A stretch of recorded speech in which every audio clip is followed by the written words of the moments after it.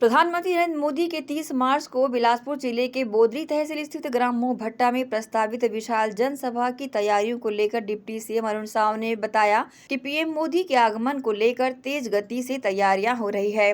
सभा स्थल की तैयारियां अंतिम चरण पर है। सभा स्थल व्यापक रूप से तैयार भी कर लिया गया है।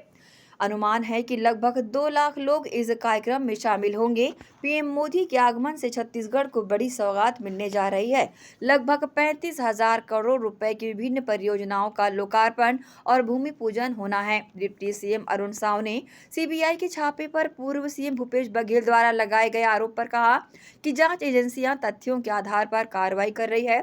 सीबीआई की रेड जांच की प्रक्रिया है। इस पर राजनीति का आरोप लगाना बेबुनियाद और निराधार है। 30 मार्च को देश के यशस्वी प्रधानमंत्री माननीय नरेंद्र मोदी जी का आगमन बिलासपुर जिले के मोह भट्टा में होने जा रहा है और उनके आगमन को लेकर हर स्तर पर तेज गति से तैयारियां चल रही है। लगातार बैठकें हो रही है, योजना रचना बन रही है। सभा स्थल की तैयारियां अंतिम चरण पर है। सभा स्थल व्यापक रूप से तैयार किया गया है। पार्किंग व्यवस्था से लेकर सारी व्यवस्थाओं की चिंता करते हुए एक बृहद योजना बनाई गई है और अनुमान है कि लगभग 2 लाख लोग इस कार्यक्रम में शामिल होंगे।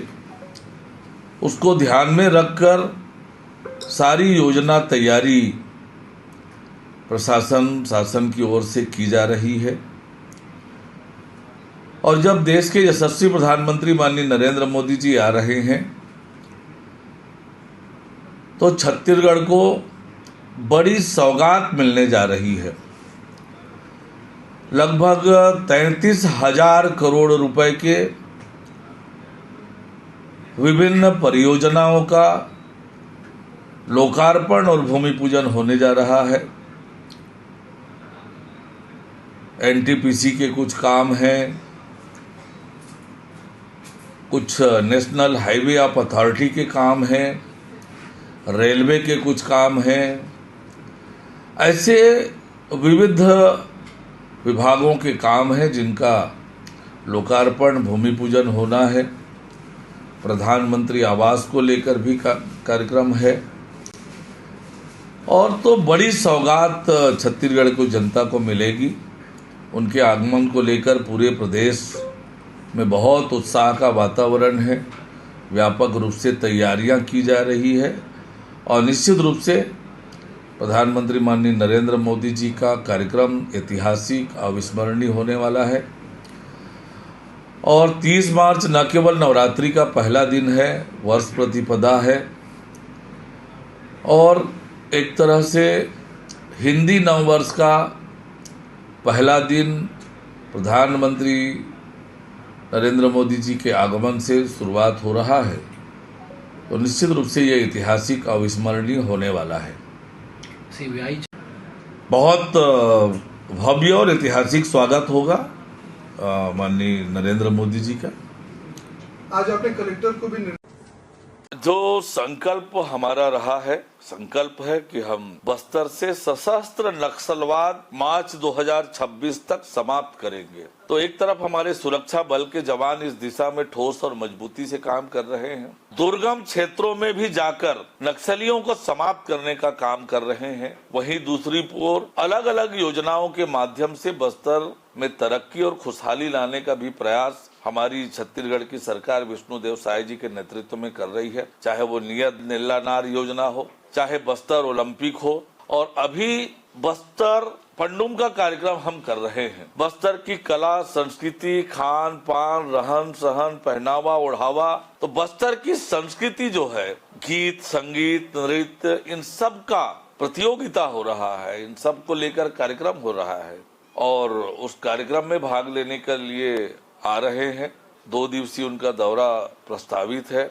विभागीय बैठक भी करेंगे और बस्तर में जाकर बस्तर पंडुम के कार्यक्रम में भी शामिल होंगे। देखिए, केवल राजनीतिक नेताओं के घर पर ही सीबीआई ने छापे नहीं पारे हैं। अनेक प्रशासनिक अधिकारियों के ठिकानों पर भी सीबीआई की रेड हुई है। आईपीएस हो, आईएएस हो, अन्य प्रशासनिक अधिकारी हैं, वहां पर भी सीबीआई जांच करने पहुंची है। और इस बात से इनकार कोई नहीं कर सकता कि जिन मामलों की जांच सीबीआई ईडी कर रही है वो घोटाले कांग्रेस की सरकार के समय हुए।